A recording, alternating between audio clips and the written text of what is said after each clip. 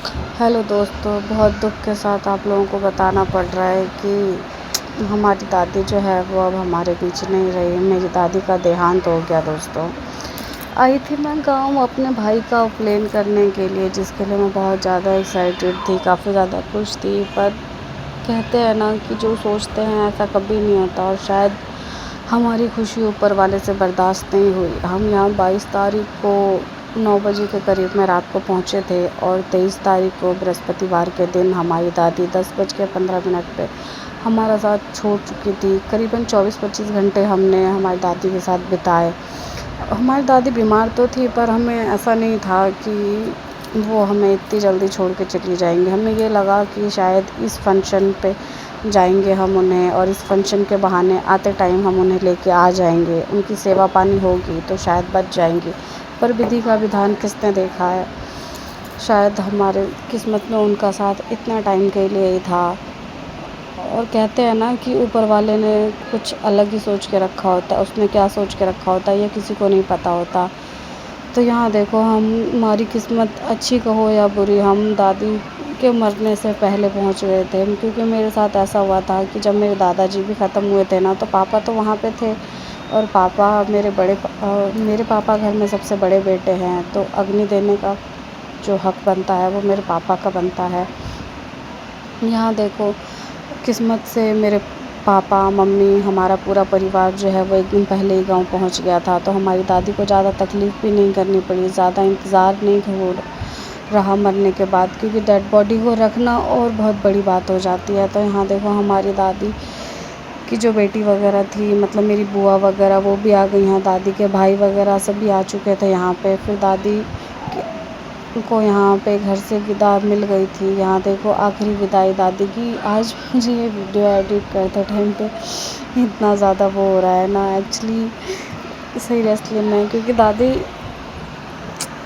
बता नहीं सकते। यहाँ हमारी दादी को घर से लेके जा चुके थे, और यहाँ पे बहू होने की वजह से मम्मी और चाची लोगों का जो काम था वो अपना वो कर रही थी। कहते हैं ना कि मरने के बाद इंसान, चाहे दादी हो कोई भी हो, उसको एक लाश का रूप दे दिया जाता है, एक नाम दे दिया जाता है कि लाश को अगर घर से हटाया है तो फिर साफ़ सफाई करो, ये करो, ताकि पता नहीं क्या जो भी है, मुझे नहीं पता क्या है क्या नहीं है। यहाँ पे बहुओं का काम था कि उनको बाएं हाथ से पूरा घर आंगन सब साफ़ करना था।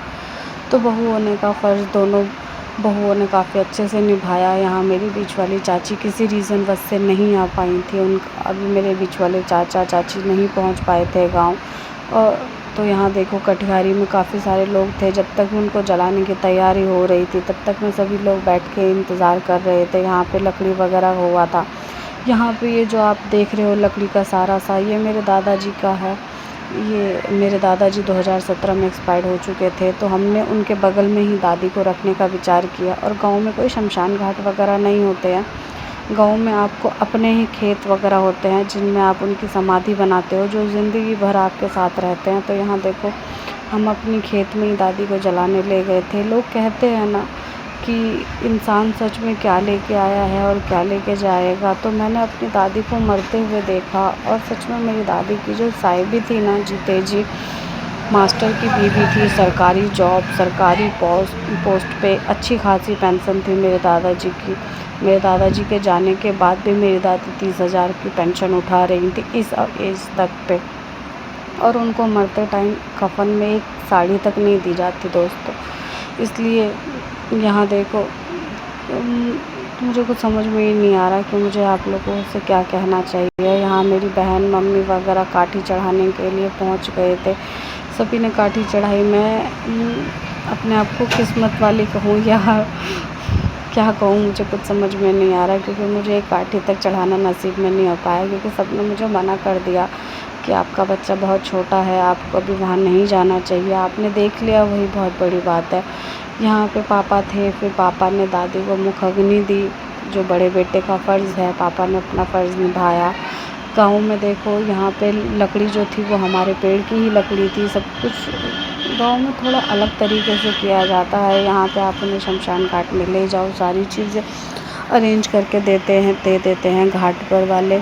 यहाँ पे फिर पापा ने अग्नि के चारों साइड घूम के अग्नि को पूरे अच्छे तरीके से लगा दिया था, चिता को यहाँ आग दे दी थी। मैंने ये सब कुछ पहली बार देखा था, क्योंकि दादा, और वो भी मैं वीडियो में ही देख पाई थी, रियल में मुझे नहीं हो पाया था, क्योंकि जब मेरे दादाजी की डेथ हुई थी तब मेरे 12th के एग्ज़ाम चल रहे थे दोस्तों, जिस वजह से कि मैं दादाजी के टाइम पे 3 दिन बाद जा पाई थी, सरा झप्पी वाले दिन। यहाँ देखो बॉडी ने जो है वो अब आग पकड़ ली थी।